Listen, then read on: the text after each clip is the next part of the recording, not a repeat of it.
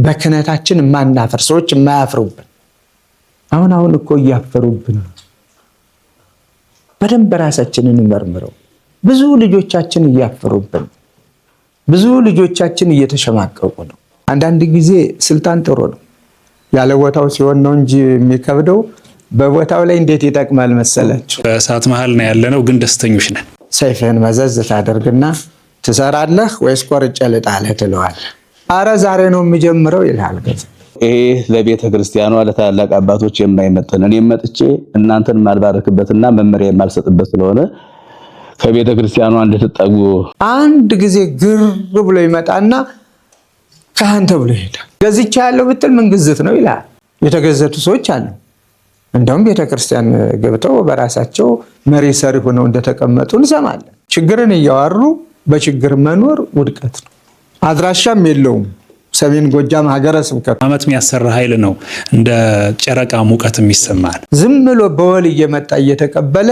የቤተ ክርስቲያኒቷን ስርዓት ጨርሶ የማያውቅ የራሱን መንገድ ብቻ የሚሄድ ትውልድ እየተፈጠረ መሆኑን በኢትዮጵያ ኦርቶዶክስ ተዋሕዶ ቤተክርስቲያን የሰሜን ጎጃም ሀገረ ስብከት ሲባል አንድ አልሆነ ቦታ ላይ በማይሆን መልኩ እዚያ ተቀምጦ ማየት ያማል 5000 ካሬ ሜትር ተሰጥቶን አሁን ያለንበትን ቦታ ተረክበን ስራ ጀምረናል ሀገረ ስብከቱ ሲለይ ከመራብ ጎጃም 5 ሳንቲም ይዞ አልመጣም ብፁዕ አቡነ ዘካርያስ ጸሎት እየጸለዩ የተሰራውን ያዩ አይ እንደ ብፁዕ አቡነ አብርሃምን በህዱበት እግዚአብሔር ይጠብቅልን እሳቸው ባይሰሩት ኑሮ ዛሬ እንዲመገልገል የለም ነበር ይላሉ ከራስ ጋር አብሮ መኖር ያልተቻለ አዳዲስ ሰው ብንፈልግ ምን ይሳካል ማይተቀስ ጥቅስ ይደግሳሉ ካለመዱት ምን ያለ የለመዱት እኮ ይላሉ ሰዎች ከሰይጣን ጋር ኑሮ የለመደ ሰው ከሰይጣን ውጭ ሌላ ይታየው ሀገረ ስብከት አቀፍ ጉባኤያት ተካሂደዋል በሚያምር ሁኔታ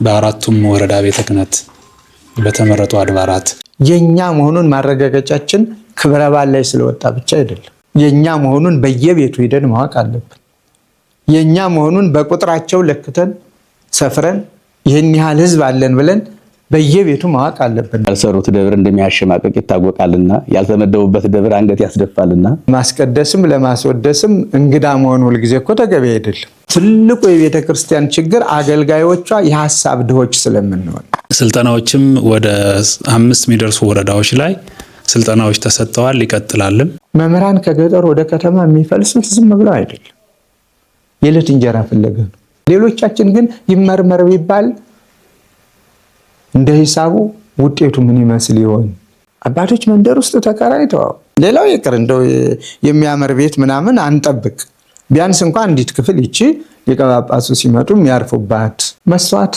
እኛነታችንን አይሰውር ያለኝን ማንነት ያሳየኛል ለምን አሳየኝ ደግሞ አልጣለው ከየት አምጥቶ ሌላ መልክ ያሳየኛል የኔኑ መልክ ነው ማሳየት ያለበት አይደለ ለጥቋረም ለቅላም ምንም ልሆን ምን ይሆንኩትን ነው የሚያሳይ ስለዚህ ሰው ከመስተዋት ጋር ይጣላል እንዴት ነው የአንድ ላም ወተት የአንድ በሬ እሸት ይባል የለ አንድ በሬ አንድ ላም ገዝቶ ይችን እያለው ይጠጡ ብፁዕ አቡነ አብርሃምን ሁሉ ጊዜ እግዚአብሔር ዝም ብሎ ለሥራ የፈጠራቸው ብዬ ነው ብዙ ጊዜ ምናገረው ዝም ብሎ በዘመዳ ዘመድ ይቀበል አይደለም ምንለው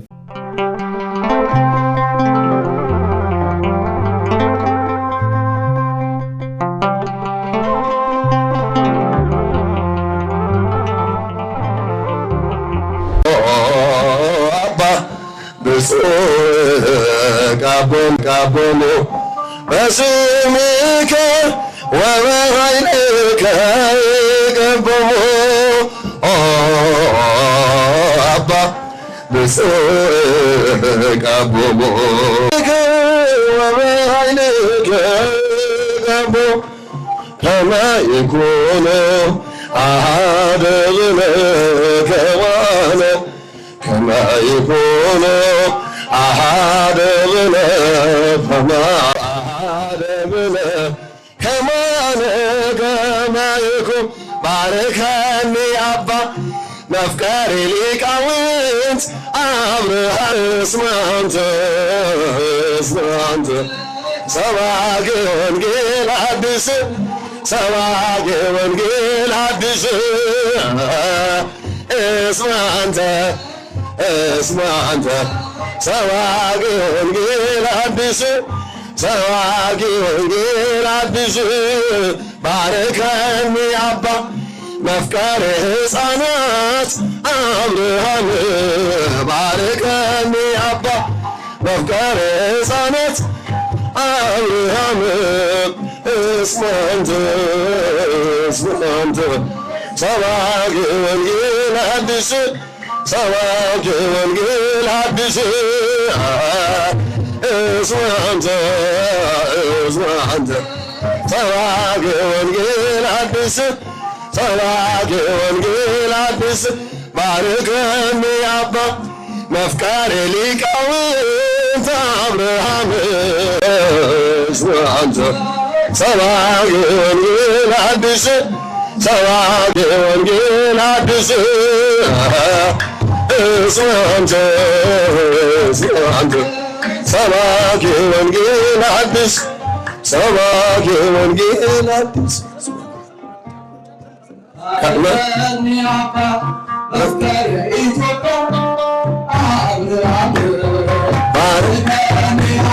ይሄ ደግሞ የሰሜን ጎጃም ሀገረ ስብከት ክቡር ዋና ስራ አስኪያጅ ጊዜያዊ አስተዳደር ቢሮ ነው። በቋሚነት የሚሰሩ ዲዛይን የተደረጉ ህንፃዎች አሉ። ከዚያ በፊት መነሻ ጊዜያዊ የተገነባ ነው። አሁን ወንበሮች እና አንዳንድ ነገሮች እየገቡ ነው ያሉት። ሩቅ ባልሆነ ጊዜ ውስጥ ስራ ይጀመርበታል ማለት ነው። ሩቅ ባልሆነ ጊዜ ማለት አንድ ወር ባላለፈ ጊዜ ስራ ይጀመርበታል። እንግዲህ ይሄ በሁለት ስራ ነው የሚሰራ። ለጊዜው ቢሮም ይሆናል፣ የጸሎትም ስፍራ ሆኖ የሚያገለግል ነው። እነዚህ ጸሎት ክፍሎች አሉ። ክቡር ዋና ስራ አስኪያጁ የጸሎት ጊዜያቸውን እዚህ ሲያሳልፉ መንበረ ጵጵስናም ስለሆነ ሌሎችም እንግዶች ሲመጡ በጊዜያዊ ገስት ሃውስነትም ያገለግላል። በጊዜያዊ እንግዳ ማረፊያነት ጭምር ማለት ነው።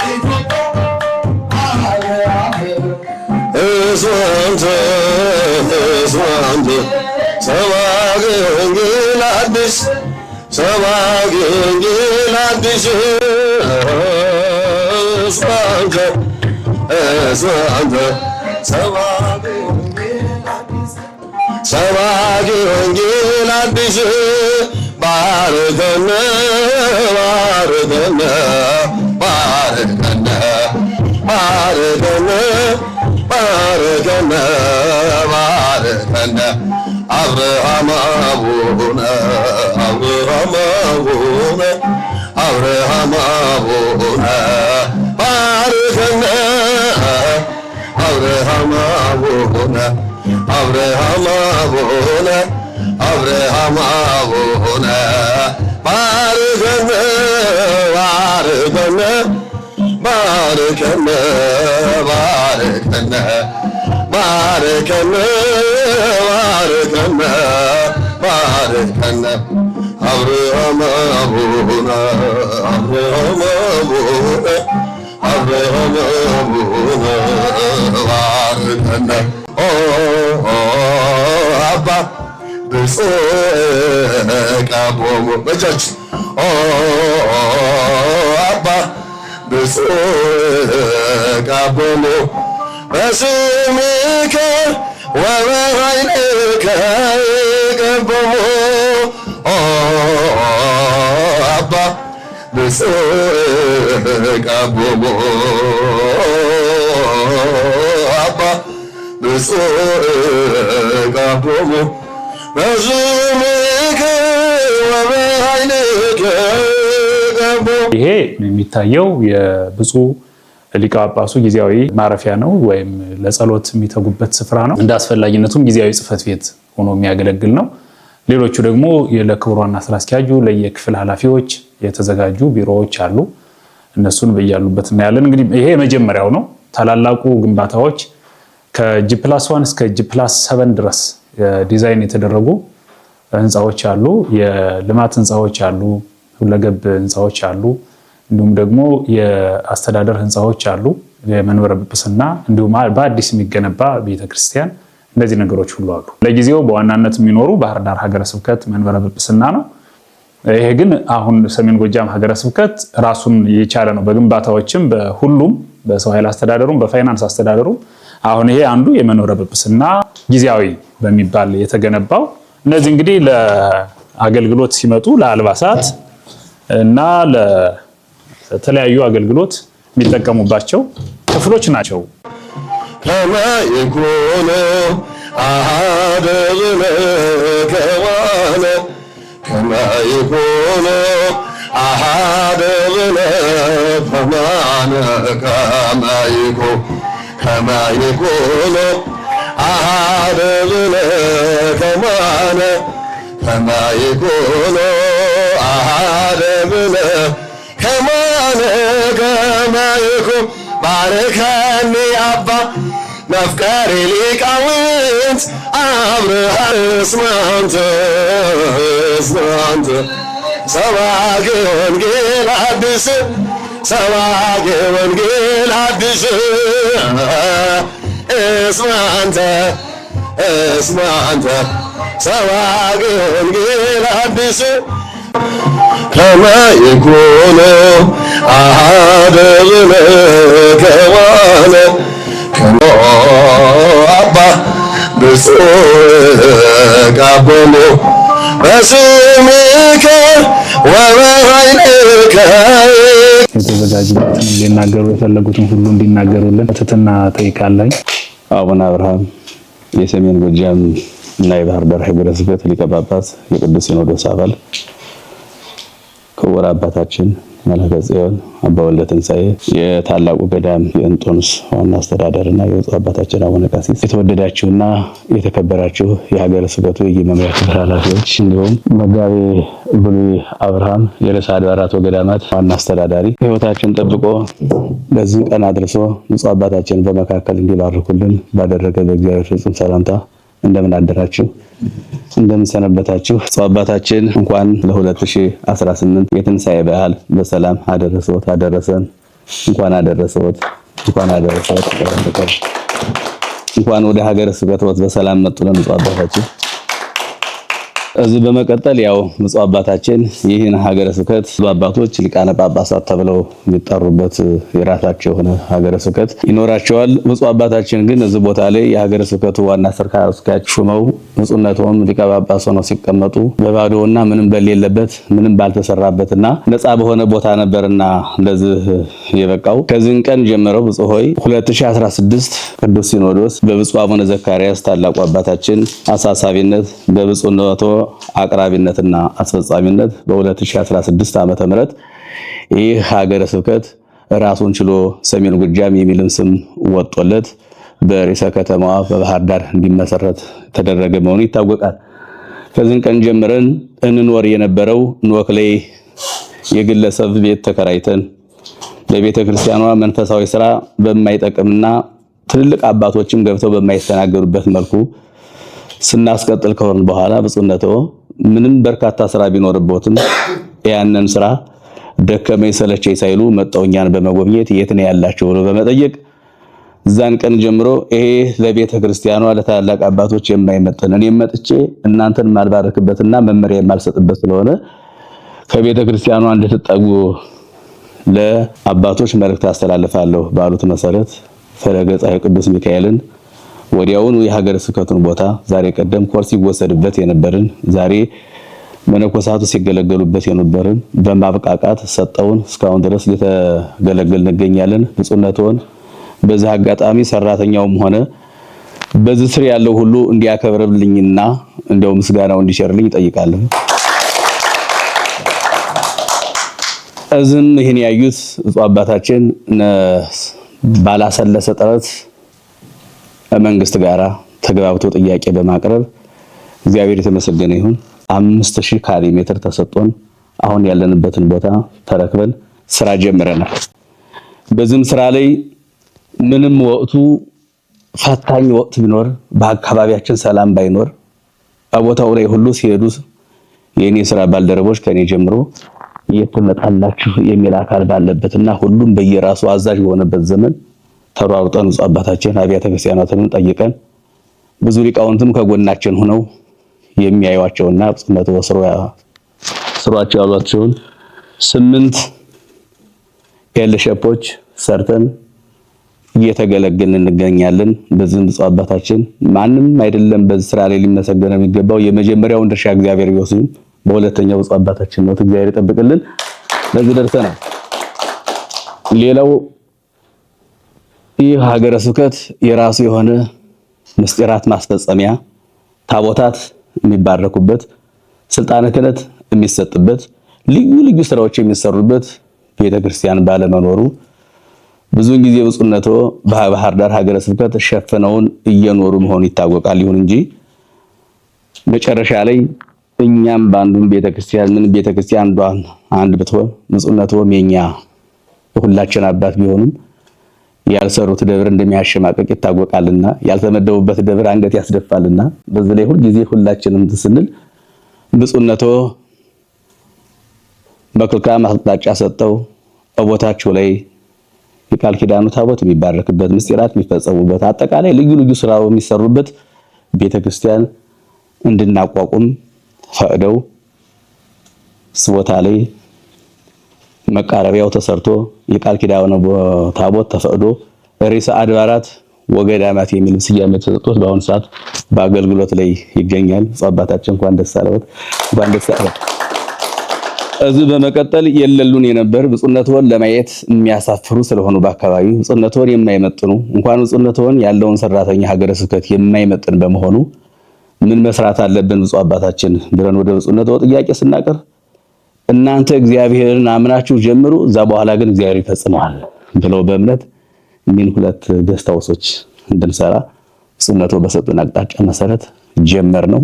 አጎናችን ሆነው እያተጉን እነሆ በዛሬው ዕለት ብፁዕነቶም ተገኝተው ሁለት ነገር ነው እያከበርን ያለን ነው። በነገራችን ላይ በዓለ ትንሣኤ ብቻ አይደለም ምርቃቱንም ጭምር ነው በዛው እያስገርን ያለን ነው። ጻፋታችሁ እንደደረግልን ያጋርጋል። እዚህ በመቀጠል ብፁዕ አባታችን እኛንም ቀጣይ የሥራ አቅጣጫ እንዲሰጡን በአክብሮት ከታላቅ ትሕትና ጋር ጠይቃለሁ። ክርስቶስ ተንሥአ እሙታን አሰሮ ለሰይጣን ሰላም ኮነ።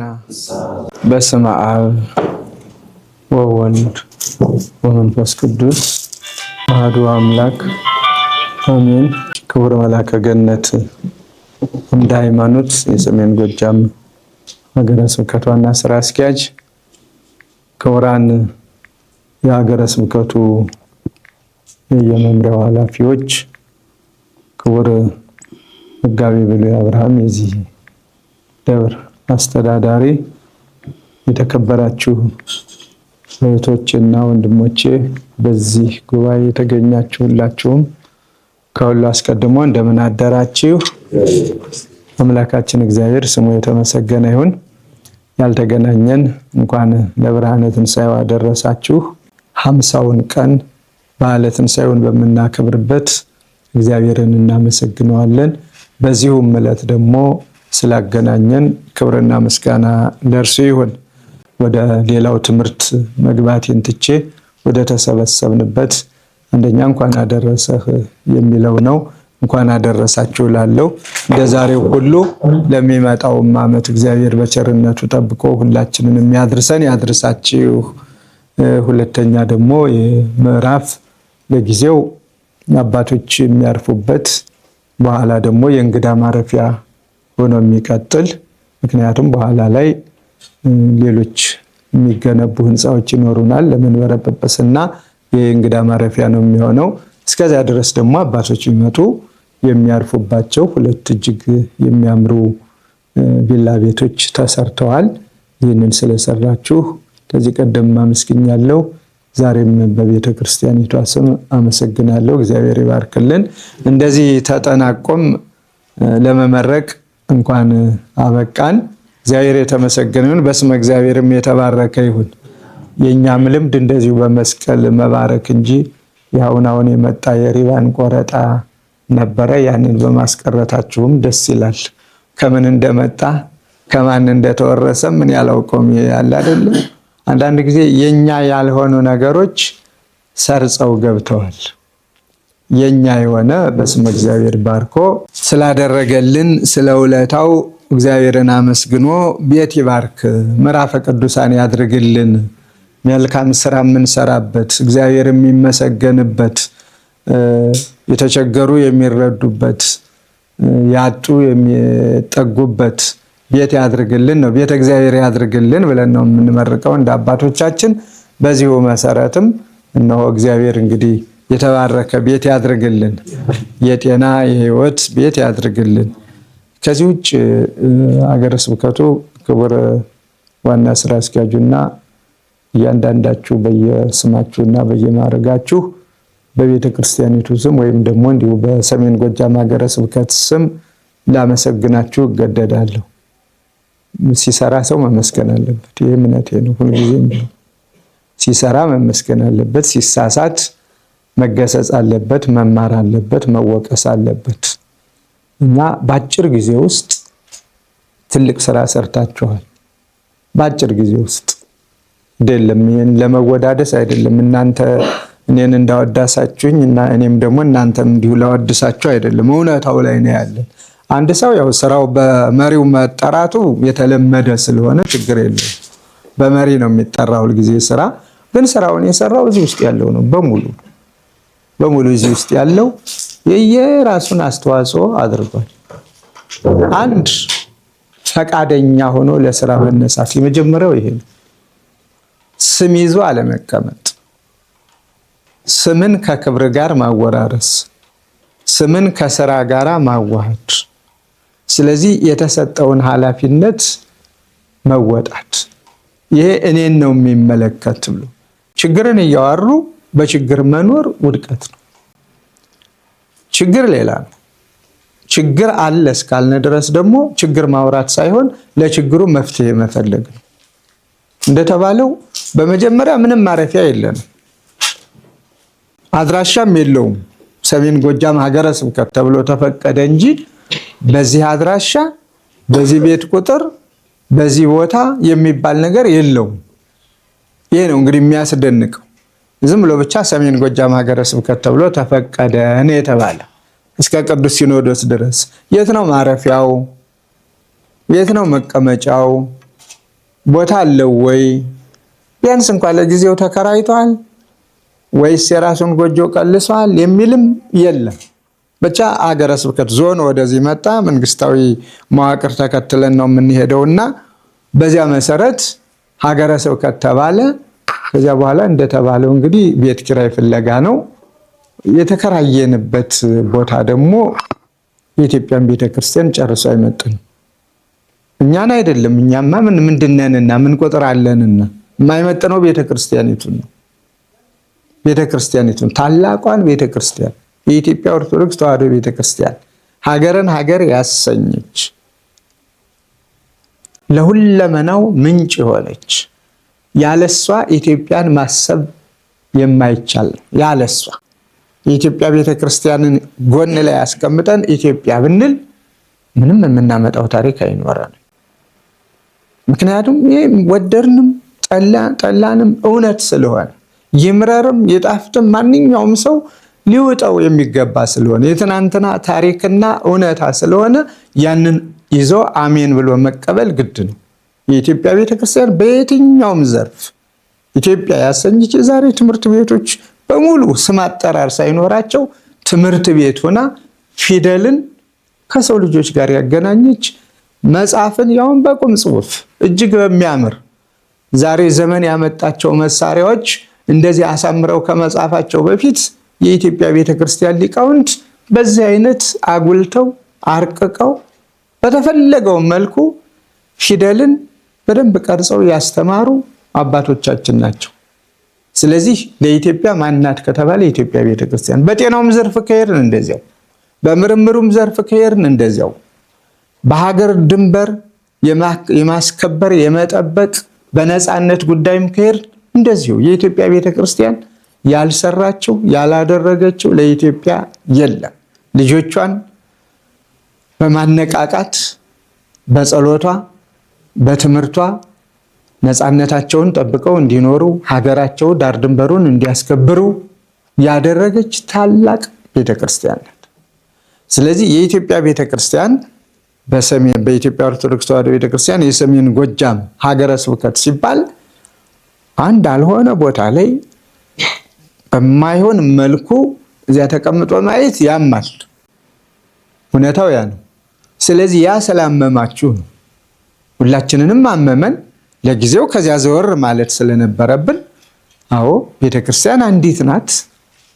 ለአስተዳደር እንዲመች ነው የገሌ ወገሌ የምንል እንጂ አንዲት ቤተክርስቲያን ናት። በገጠርም ይሁን በከተማም ትሁን ከምን ትሰራ ቤተክርስቲያኒቷ ከሳርም ትሰራ ከአገዳም ትሰራ ከከበረ ድንጋይም ትሰራ በእንቁ በወርቅ በመሳሰሉት ብትሰራም አንዲት ናት ቅድስት ቤተክርስቲያን። ስለዚህ አንዲት ቤተክርስቲያን እስከሆነች ድረስ በታላቁ ገዳማችን ውስጥ ጽሕፈት ቤቱ እዚያው እንዲሆን ቢያንስ ባለጉዳዮች ሁሉ ከቤተክርስቲያን ነው የሚመጡት። የቤተክርስቲያን ሰዎች ናቸው። የቤተክርስቲያን ሊቃውንት ናቸው።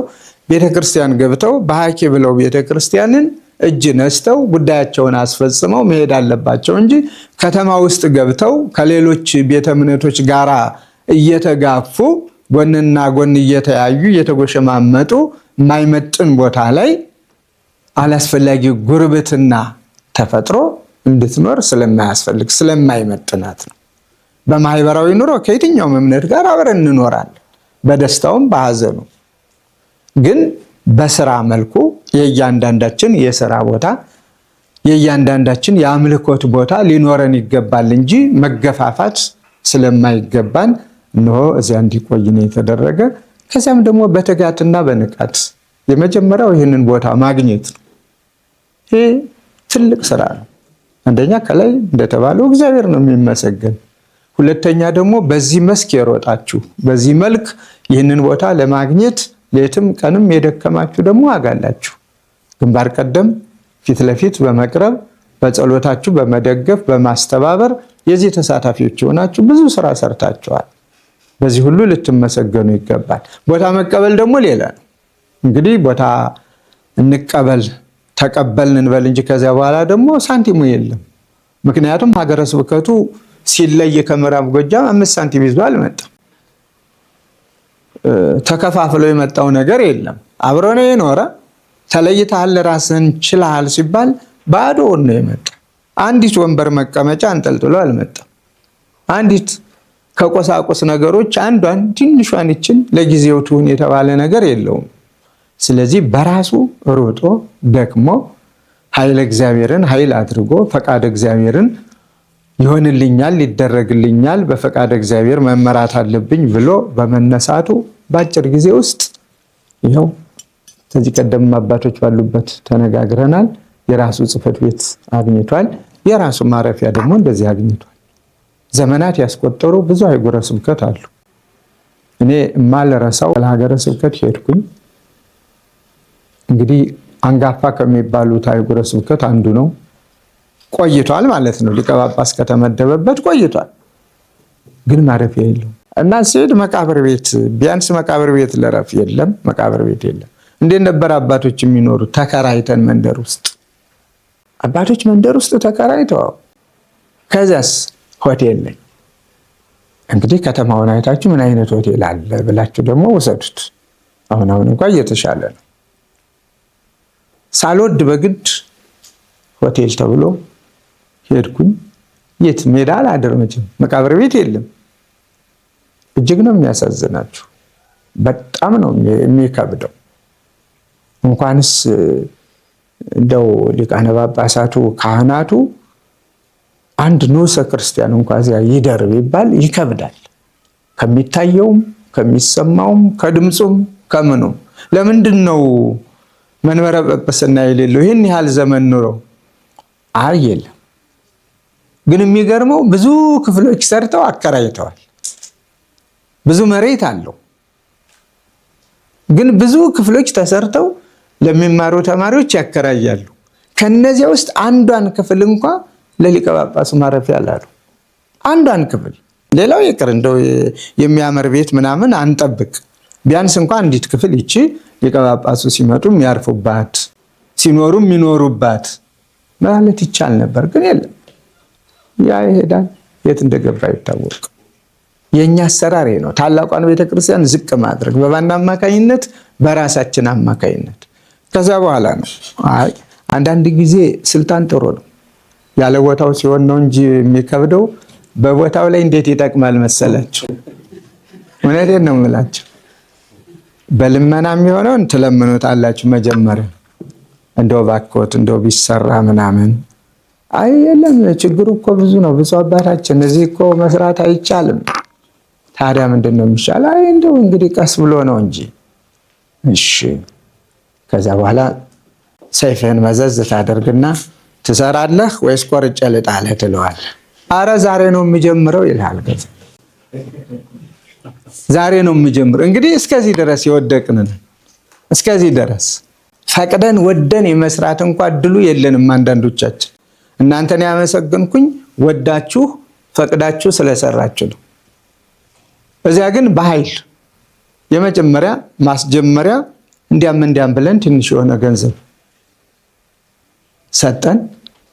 አሁን 9 ክፍል የተሰራውን ቤት አይታችሁት ከሆነ በጣም እኔ ነኝ ያለ ትልቅ መንበረ ጵጵስና ነው የተሰራ። 3 ቀን አድሬያለሁ። ከዚያ በኋላ ለኔ ያገኘሁት እድል ከተሰራ በኋላ 3 ቀናት አርፌበታለሁ። ለኔ ለደቂቃም ልረፍበት፣ ድሮም ለኔ መኖሪያ አይደለም። አሁን አባቶች ቢሄዱ አያፍሩ። አሁን እዚህ አባት ነገ ቢመጣ በቃ ሙሉ ነው። የት እናሳርፋቸው እኒህን አባት አይባልም። ይሄው እዚህ ቤቱ አለ። እኔ እዚህ ልኖር ብል አሁን ምክንያት የለኝም። እዚህ መጥቻ አድሬ እዚህ አገልግዬ መሄድ ይችላለሁ። ምክንያቱም የተሟላ ነገር አለ። ከመቃብር ቤት እንኳን አንሶ መቃብር ቤት የሌለበት ሲሆን ደግሞ በጣም ይከብዳል። በጣም የመጨረሻ እና ገንዘብ አይደለም ችግሩ።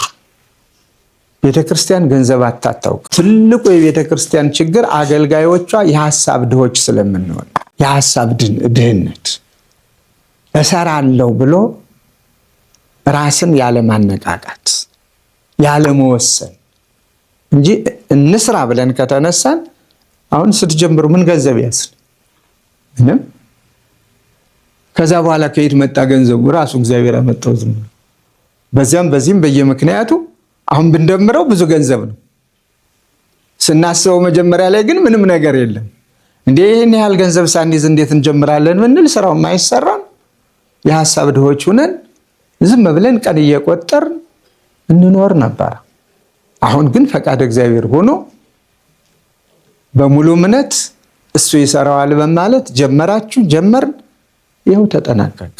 ለማስቀደስም ለማስወደስም እንግዳ መሆን ሁልጊዜ እኮ ተገቢ አይደለም። የራሴ ብለህ መግባት አለብህ። የምታዘዝበት፣ የምትናዘዝበት፣ የምታገለግልበት፣ ሰዎችንም የምትጋብዝበት። ባኮት ዛሬ ያገልግሉ ብሎ አለበለዚያ ሁልጊዜ እንግድነት ሊሆን ነው።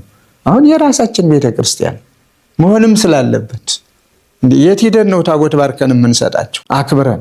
የት ሄደን ነው ዲቆና ቅስና የምንሰጣቸው? አሁን ሁለቱም በአንድ ሀገረ ስብከት ሊቀ ጳጳስ ስለሚመሩ ነው። የሁለቱም ሀገረ ስብከት ሊቀ ጳጳስ አንድ መሆኑ ነው የጠቀመን። ሁለት ቢሆንስ ልመና እኮ ነው የሚሆን አይደለ? ማዘዝ የሚታዘዝበት አይሆንም። ባህር ዳር ራሱን የቻለ ሰሜን ጎጃም ራሱን የቻለ ቢሆን እስካሁን የምንባርክበትም የለም የምናከብርበትም የለም። አሁን ግን የራሱ አለው። በቃ ነፃ ነው። ማንኛውንም ምስጢራት ይፈጽማል። ሙሉ ሀገረ ስብከት ነው።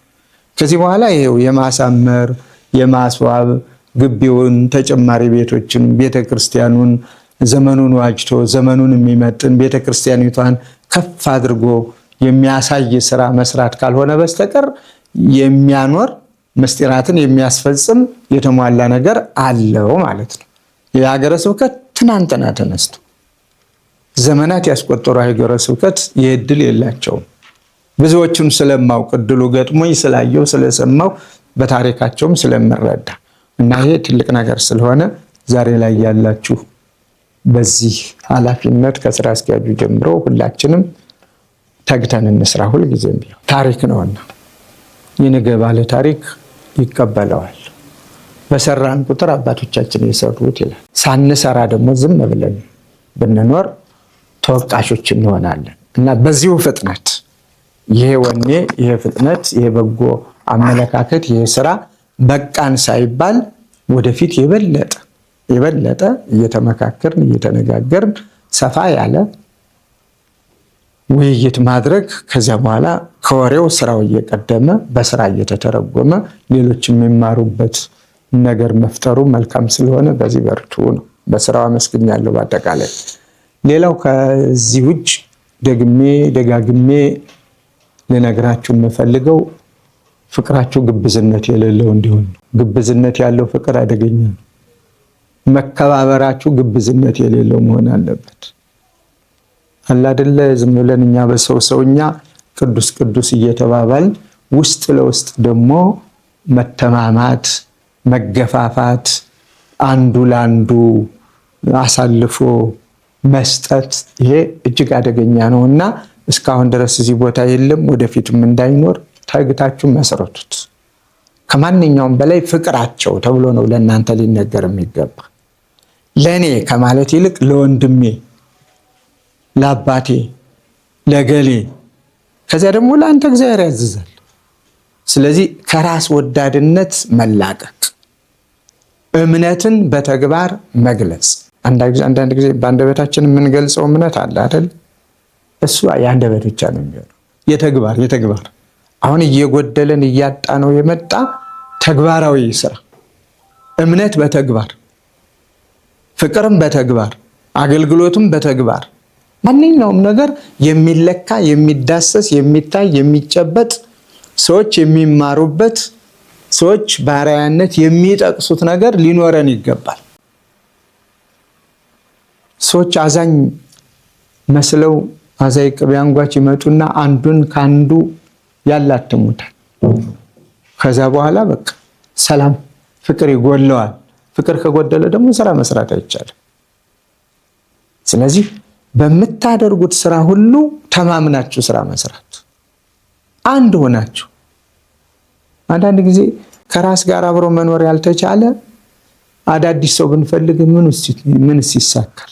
የማይጠቀስ ጥቅስ ይጠቅሳሉ። ካለመዱት ምን ያለ የለመዱት እኮ ይላሉ ሰዎች። እንግዲህ የማይነጻጸር ነው፣ አብሮ ስለለመደው ነው ያንን የሚል እንጂ አሁን ይህ ንጽጽር ለንጽጽር የሚበቃ አይደለም።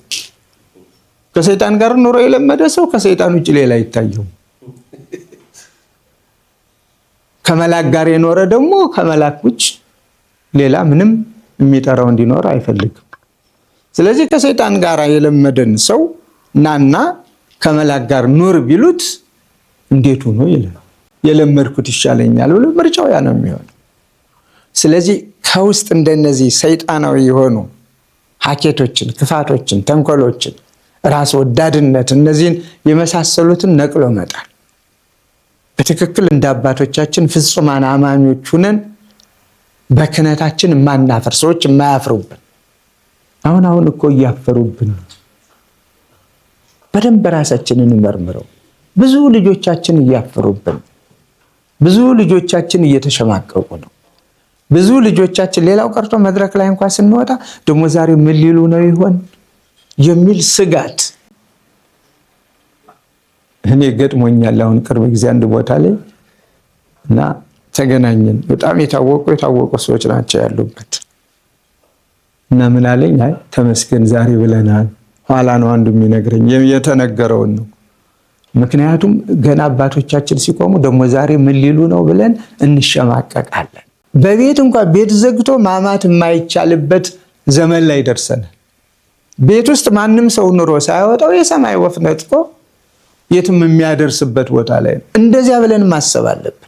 ስለዚህ የዚህ ሀገረ ስብከት ጉልበቱ፣ አቅሙ፣ ጥንካሬው፣ ማንነቱ በእናንተ ይለካል።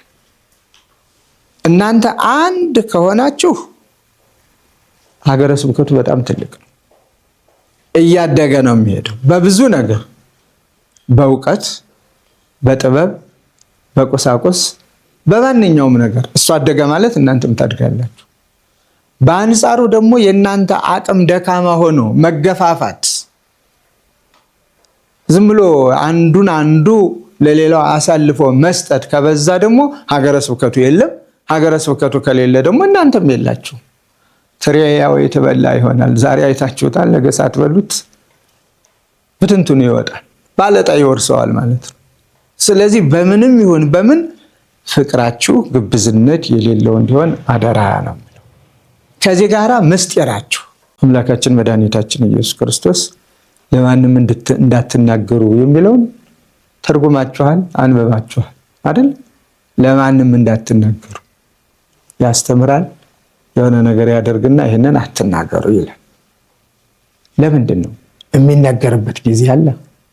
አንድ ነገር የሚነገርበት ጊዜ አለ፣ የማይነገርበት ጊዜ አለ። ስለዚህ አሁን ደግሞ ሁሉም እንደዚህ የመስሪያ ቤቶች ችግሩ ፈተናው እዚህ ጋር ቁጭ ብለን ውሳኔ እየወሰን ወተን ለመናገር ጊዜው አልበቃ ብሎ እዚህው በስልክ ሰውየው እንዲሰማ ማድረግ፣ አለበለዚያም መልእክት እየጻፉ የመድረክ ቁጥጥርም ሲያንስ ነው እንደዚህ የሚመጣ። አሁን እንዲህ እየተባለ ነው፣ አሁን እንዲህ እየተደረገ ነው፣ እኔ እንዲህ እያልኩልህ ነው፣ እነገሌ ግን እንዲህ እያሉህ ነው። ማላተም፣ ጥላቻ መፍጠር፣ ይህም ራሱን የቻለ ትልቅ በሽታ ነው። እዚህ ውስጥ እንዳይገባ ጥንቃቄ አድርጉ። አንዳችሁ ለአንዳችሁ መስተዋት እኛነታችንን አይሰውርም። ያለኝን ማንነት ያሳየኛል። ለምን አሳየኸኝ ብዬ ደግሞ አልጣለሁም። ከየት አምጥቶ ሌላ መልክ ያሳየኛል? የኔኑ መልክ ነው ማሳየት ያለበት አይደለ? ለጥቋርም ለቅላም ምንም ልሆን ምን የሆንኩትን ነው የሚያሳየኝ። ስለዚህ ሰው ከመስተዋት ጋር አይጣለም። በአምረኝም የኔ ፊት ለኔ ያላምረኝ ብሎ ካለ አንድ ጊዜ የኔ ነውና በጸጋ ተቀብዬ መኖር ግድ ይላል ማለት ነው። ሌላውም እንደዚሁ። ስለዚህ ወንድምም እንደዚያው ነው። ነውሬን ቢነግረኝ ለምን ነውሬን ነገርከኝ ብዬ መጥላት የለብኝም። ማስተካከል ነው። መታረም። የማይታረም ነገር የለም፣ የማይስተካከል ነገር የለም። እርግጠኛው ነው። ደግሞም የራሳችን የሆነ ከሌላ ያላገኘነውም የለም። መጽሐፍም ነግሮናል። ምንም ነገር የለም። ስንወራረስ ነው ሙሉ የምንሆነው። የኔን ጉድለት በእናንተ፣ የእናንተን ጉድለት በእኔ፣ ያንዱን ባንዱ ስንናበብ ሙሉዎች እንሆናለን። ስለዚህ ወንድምን መስተዋት አድርጎ ምን ላሻሽል፣ ምን ልስራ ማለት። አለበለዚያ ዝም ብሎ ብድግ ብሎ አይ እንደው የገሌን ነገር እያሉ አንዱን ለአንዱ አሳልፈው መስጠት እድገትን ያቀጭጫል፣ ስራን ያዳክማል፣ እምነትንም ያሳጣል፣ ጸሎትንም ወደ እግዚአብሔር እንዳይቀርብ ይከላከላል። ስለዚህ በርቱ። እንግዲህ ትንሣኤው የሆነው አንዱ ትልቁ ዓላማ ትንሣኤ ልቡና ነው ለኛ የሚያስፈልገው። ሌላውን እንደ አምላካችን ነገ በክብር ተነስቶ አሳይቶናል። አልዓዛርን ያስነሳኝ ያንም አስነስቶ በክብር ያኖረናል ብለን እናምናለን። ይሄ የሚደረገው ደግሞ አምነን ስንኖር ነው። ግን ለዚህ ደግሞ የሚረዳን ትንሣኤ ልቡና፣ የልብ መነሳሳት ለፍቅር፣ ለሰላም፣ ለስራ፣ ቅድም ላልኳቸው ነገር፣ ለተሻለ ነገር፣ ለበጎ ነገር፣ ለሚጠፋው ትውልድ ማዘን። ትውልዱ የት ነው ያለ? አንዳንድ ጊዜ እኛ ብዙ የምንሞኝበት አለ ብዬ አምናለሁ። በየክብረ በዓሉ ሙሉ ህዝብ እናያለን። አቤት ያለ ህዝብ የኛ ነው ብለን በዚያ እንታለላለን። የኛ መሆኑን ማረጋገጫችን ክብረ በዓል ላይ ስለወጣ ብቻ አይደለም። የኛ መሆኑን በየቤቱ ሄደን ማወቅ አለብን። የኛ መሆኑን በቁጥራቸው ለክተን ሰፍረን ይህን ያህል ህዝብ አለን ብለን በየቤቱ ማወቅ አለብን፣ በንስሐ ልጆቻችን አማካኝነት። ስለዚህ ይህንን መስራት ነው። ሌላው ሀገረ ስብከቱ ትልቅ ትኩረት አድርጎ መስራት። ከዚህ ቀደምም አውርተን ያልጀመርነው ስራውን አልጀመርንም፣ አውርተን ወሬ ግን ከወሬ ያለፍ ስላወራ ነው ለአንድ ለዚያን ጊዜ አይ እንደው ጥሩ ነው ጥሩ ሐሳብ ነው ቢሆን ብለው ሰዎች ሄደው ይሆናል። ግን አውርተን እስካልፈጸምነው ድረስ ያወራሉ እንጂ አይሰሩም የሚለው ነገር ይመጣል ማለት ነው። እሱም መምህራን ከገጠር ወደ ከተማ የሚፈልሱት ዝም ብለው አይደለም፣ የዕለት እንጀራ ፍለጋ ነው። ምክንያቱም የሚላስ የሚቀመስ የለም። እንደ ትናንትና ወይ መንደሮች ኖረዋቸው ቁራሽ አስለምነው በተማሪ የሚኖሩ አይደሉም።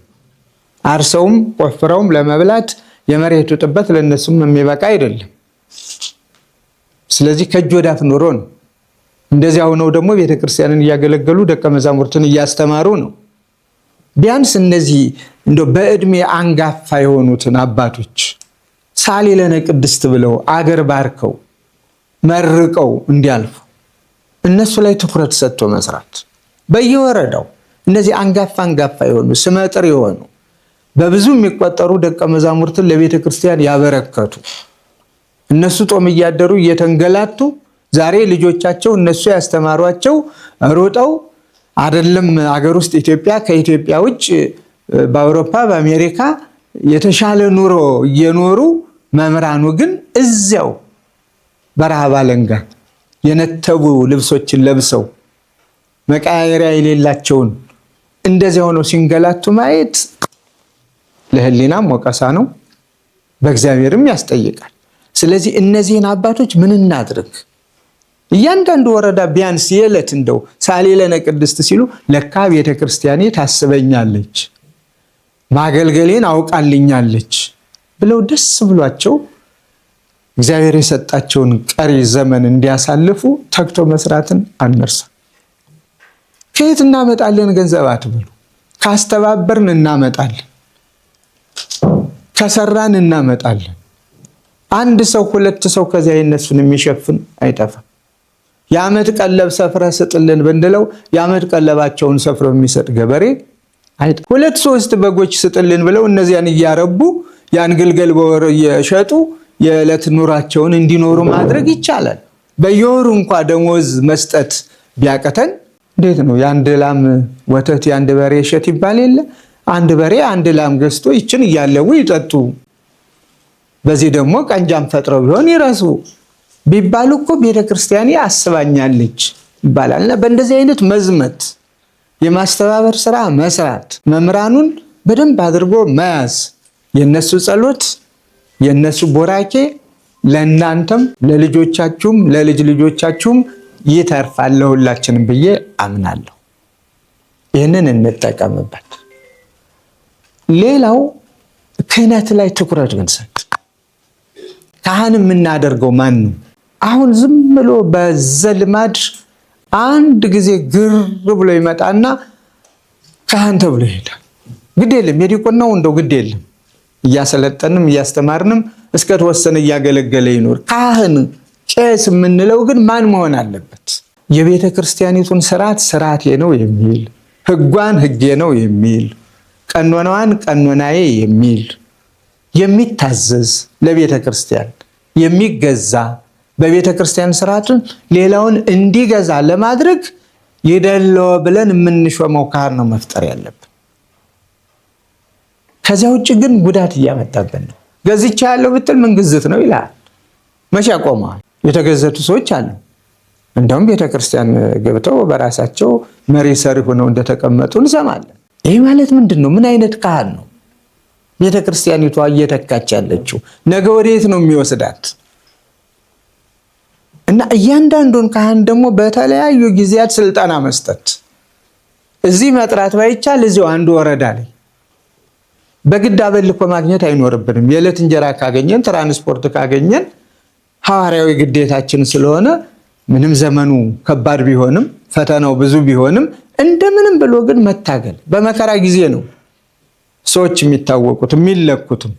በበጎ ጊዜ ሁሉም በጎ ነው፣ በመልካም ጊዜ ሁሉም መልካም ነው። እያለህ ላበድርህ የሚልህ ብዙ ነው።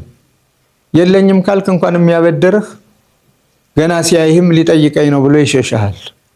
ስለዚህ ቤተክርስቲያን ዛሬ እውነተኛ አገልጋይ እንዲኖራት ተግቶ መስራት የዚህ ሀገረ ስብከት ድርሻ ነው። ዝም ብሎ በወል እየመጣ እየተቀበለ የቤተክርስቲያኒቷን ስርዓት ጨርሶ የማያውቅ የራሱን መንገድ ብቻ የሚሄድ ትውልድ እየተፈጠረ መሆኑን ስላየው ስለሰማው አይቻለሁም ሰምቻለሁ።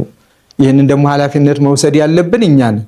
ዝም ብሎ በዘመዳ ዘመድ ይቀበል አይደለም የምንለው። ሃይማኖቱን አውቆ ትውልዱን ለማስተማር በቂነቱ ተረጋግጦ ቢያንስ እንዲቀድስ እንዲዋድስ ሃይማኖቱን እንዲያስተምር ሃይማኖቱን እንዲያውቅ። ይህንን ካላደረግን አሁንም ተጠያቂዎች ነን። ያላችሁበት ቦታ ቀላል ቦታ አይደለም። ሁላችሁም ኃላፊነታችሁ ስም አላችሁ። በየራሳችሁ የትምህርት ክፍሉ በትምህርት የስብከተ ወንጌሉ በስብከተ ወንጌሉ የሰበካ ጉባኤው በሰበካ ጉባኤው የገዳማቱ በገዳማቱ ወዘተርፋ ቢሮጥ ስንት ስራ ይሰራ። እስካሁን ድረስ ስህተት የሌለው ስራ ሊሰራ የሚችለው በሂሳብ አያያዝ ብቻ ነው አይደል? እዚያው ዕለት በዕለት ምርመራውም ስላለ እዳም ስለሚያስገባ የገንዘብ ያዝ ሂሳብ ሹም ፍጹም የሆነ ስራ እንዲሰራ ይገደዳል። ሌሎቻችን ግን ይመርመር ቢባል እንደ ሂሳቡ ውጤቱ ምን ይመስል ይሆን ብለን ራሳችንን እንጠይቅ። ስለዚህ የየተሰጠንን ኃላፊነት እንጠቀምበት። እኔ እየረዳኋችሁ እንዳልሆነ ይገባኛል። ቢያንስ ግን የምትሰሩትን ስራ እንቅፋት ስለማልሆን በዚህ ተስማምታችሁ መኖሩ ጥሩ ነው ለጊዜው እንጂ እንደናንተ በረሃው በወርድ ጥሩ ነበር። አልወረድኩም። ደስም የሚለኝ በረሃ ድረስ ብሄድ ነው። እነዚያ የሚናፍቁ መኪና ጎማ የሄደበትን እምነት ብለው የሚቀቡ እናቶች አይቼዋለሁ፣ አባቶች። እነሱ ላይ ሄጄ እነሱን በባርክ እነሱን አስተምሬ በመጣ ትልቅ መንፈሳዊ ጉልበት ይኖረኛል፣ አቅም ይኖረኛል። አሁን ግን ያለሁት እዚሁ ነው። ይሄ ተሰራ አልተሰራ፣ ይሄኛው ቢታረም ይሄኛው እንዲህ ቢሆን እዚሁ ለዚሁ ነው። ስለዚህ ረዳኋችሁ የሚያሰኝ አይደለም። እናንተ በዚህ የምትደነቁበት ግን ምንም ዘመኑን ቢከፋ ሁሉም ጠያቂ ቢሆን በእምነት ወጣችሁ በእምነት ትመለሳላችሁ። ስለዚህ ከምን ያልተቀላቀለ ፍጹም የሆነ ኦርቶዶክሳዊ የተዋህዶ ሃይማኖትን ስራ ተግታችሁ ስሩ፣ እንስራ። እግዚአብሔር ዋጋ ይከፍለናል። እንደዚህ ከሆነ ልባችን ነው ተነስቷል። ክርስቶስ ተነሳ እያል የኛ ልብ በሐኬት በስንፍና በመሳሰሉት ባለበት ወድቆ አንቀላፍቶ ቢኖር ውሸት ይሆናል።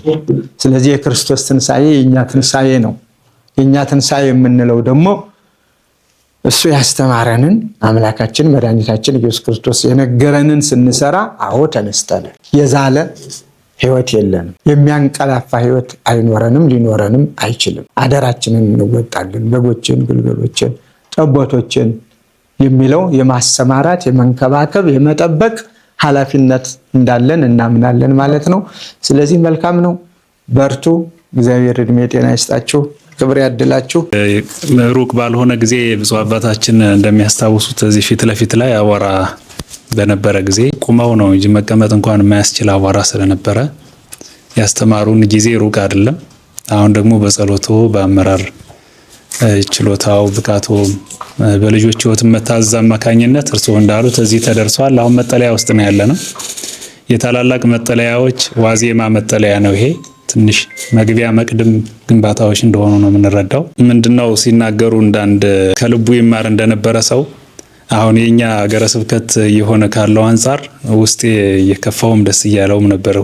የሁሉም የጋራ ስሜት ነው።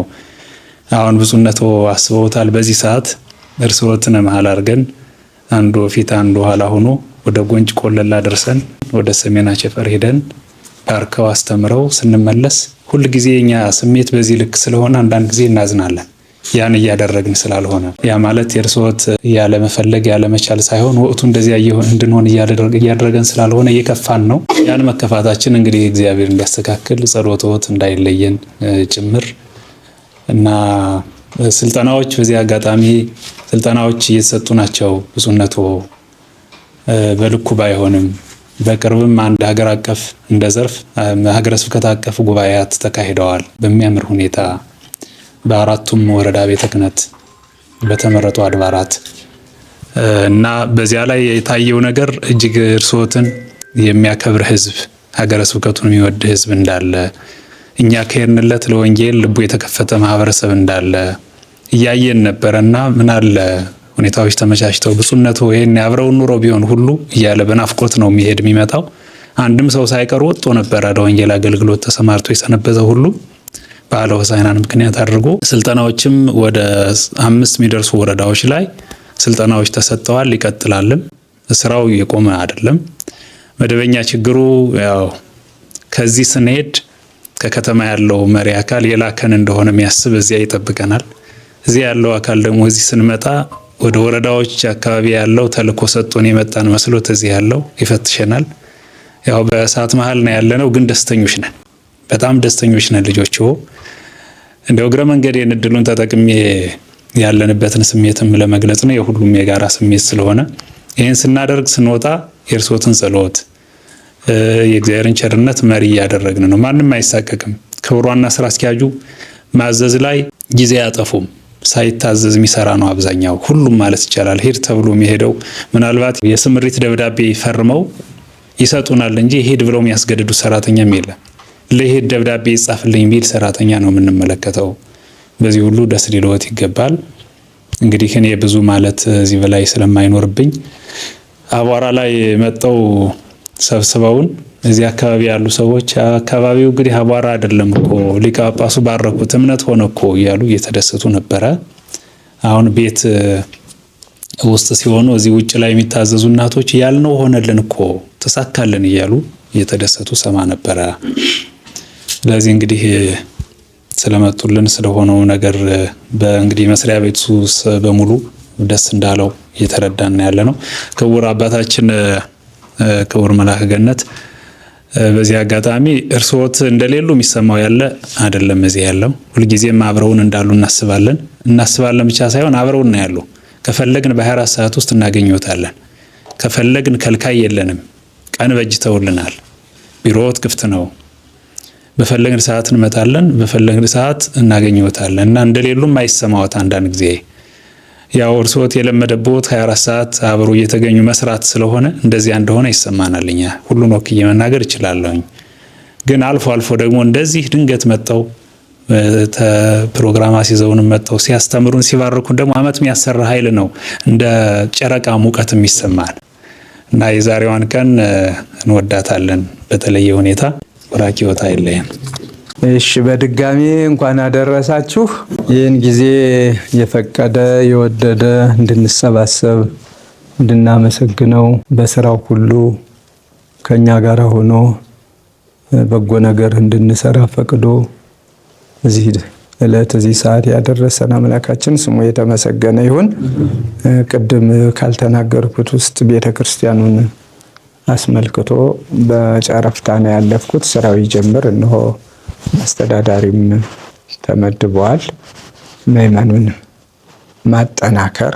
ማጠናከር ለነገ ሳይባል ፕላኑ ላይ መክሮ ዘክሮ ተሎ ስራ መጀመር። ነገ የሚባል ነገር የለም። እየተወደደ እንጂ እየቀነሰ አልሄድም። ትናንትና ብንጀምረው ኑሮ እቃዎችን ብናቀራርብ ኑሮ ተበድረንም ተቀድመንም ብዙ እናተርፍ ነበረ። አሁን ዛሬ ብዙ እጥፍ ጨምሯል። ነገም ደግሞ አይታወቅም።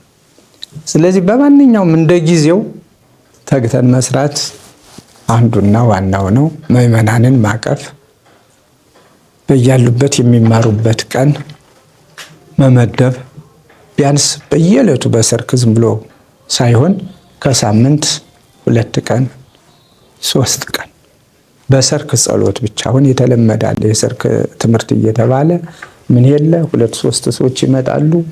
ዝም ብሎ ሰው አንድ ሰው ወጥቶ ሲጮህ ብሎ የሚሄደው ነገር እሱ አሁን ትርጉም የለሽ እየሆነ ነው የመጣው። ስለዚህ የትምህርት ቀናት ለዚያውም መደበኛ ትምህርት ሊያውቀው የሚገባውን እንዲማር የሚያደርግ አንድ ቀን ማህበራዊ ኑሮ ያልበዛባቸው ቀናት ተመርጠው በማህበራዊ ኑሮ ሰው ጥሪው ምናምኑ ይሄዳል። ስለዚህ እንደዚህ እንደ ረቡዕ እንደ ዓርብ የመሳሰሉትን ነገሮች መርጦ በእነሱ ላይ ቋሚ ትምህርት መስጠትን አትርሱ። ያ ቤተ ክርስቲያን ለዚህ ሁሉ እድገት ነው፣ ለስራው ሁሉ መሰረት ነው የሚሆነው። ለነገ ቅድም ላልነው ለአብነት ትምህርት ቤቶቻችን ለመምህራኑ ትልቅ መደጎሚያ ኃይል የሚሆነን የቤተ ክርስቲያን ነው ከዚህ ቤት ጀምሮ። ስለዚህ ምዕመናን ይህንን አውቀው አስራት በኩራታቸውን በሰዓቱ እንዲያስገቡ ትምህርት መስጠት፣ ዘወትር ግን ጸሎት ማድረግ። በዓለ ሃምሳው ካለፈ በኋላ መሐረነ አብ ማለትን አለማስታጎል።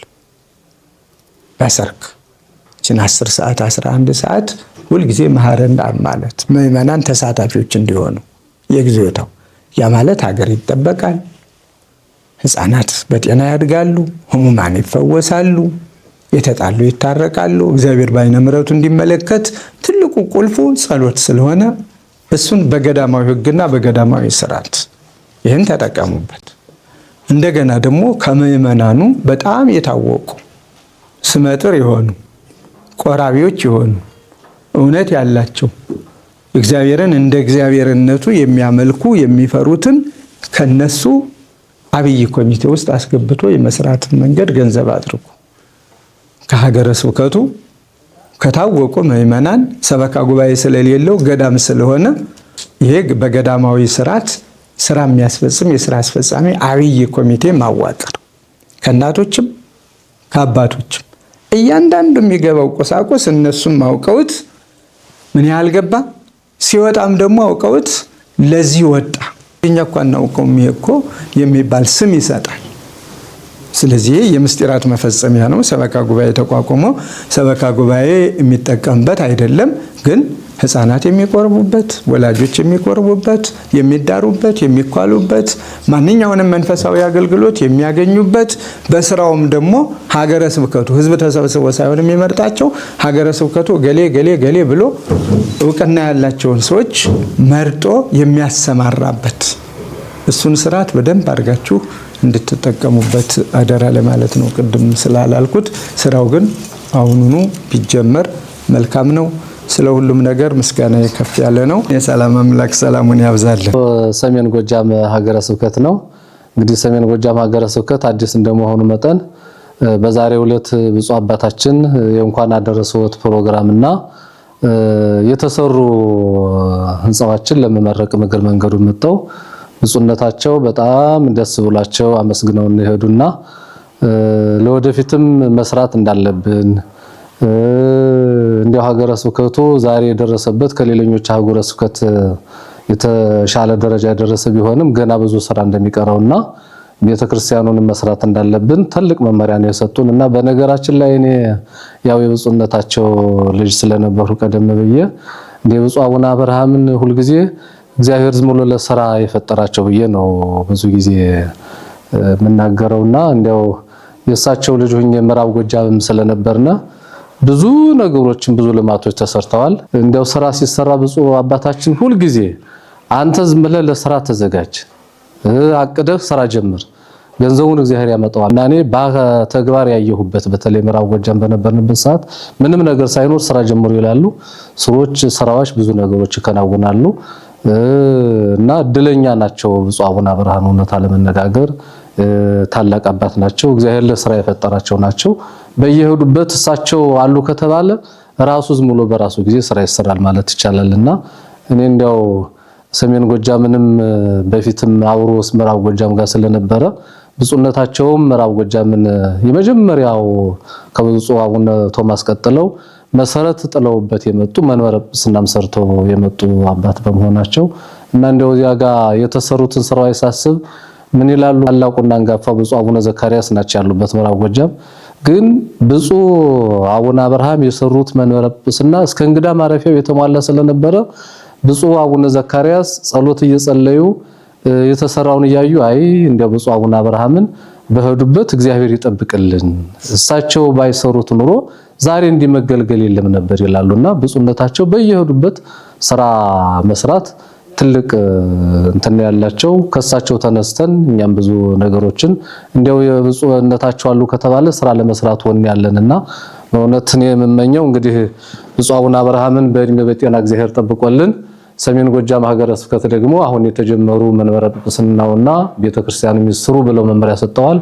እነሱን ፈጽመን ደግሞ እንዲያው የብፁዕነታቸው በረከት እንዳይለየን የእግዚአብሔር ፈቃዱ ይሁንልን ለማለት ፈልጋለሁ። እግዚአብሔር ይስጥልን። በስመ አብ ወወልድ ወመንፈስ ቅዱስ አሐዱ አምላክ አሜን። አምላካችን እግዚአብሔር ሆይ በረድኤት ስለጠበቅከን እዚህም ሰዓት ስላደረስከን እናመሰግንሃለን። አቤቱ አምላካችን ሆይ ምንጊዜም አንተን ብቻ ደስ የሚያሰኘን ስራ ለመስራት የበቃን የነቃን እንሆን ዘንድ ቸርነትህ አይለየን። ለሀገራችን ለኢትዮጵያም ሰላሙን፣ ፍቅሩን፣ አንድነቱን ስጥልን። ቅድስት ቤተክርስቲያንህንም ምንጊዜም በዓይነ ምሕረትህ ተመልከትልን። አገልግሎታችን ሁሉ በአንተ ዘንድ የተወደደ ይሁንልን። ይህንን ችግር ውስጥ የወደቀውን ዓለም አንተ በዓይነ ምሕረትህ ተመልከትልን። ፍጹም ሰላምህንም አብዛልን። ክርስቶስ ተንሥአ እሙታን አሰሮ ለሰይጣን ሰላም ኮነ። በሐልዮ በገቢር የተደረገውን ሁሉ ማይሰራ ኃጢአት እግዚአብሔር ይፍታ። አባ ብፁዕ አቡነ በስምከ ወበኃይልከ ይቀቦሙ አባ ብፁዕ አቡነ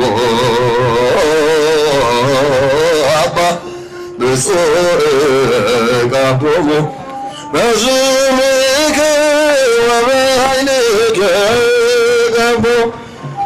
كما يكون أحد كوانا كما يكون أحد كما يكون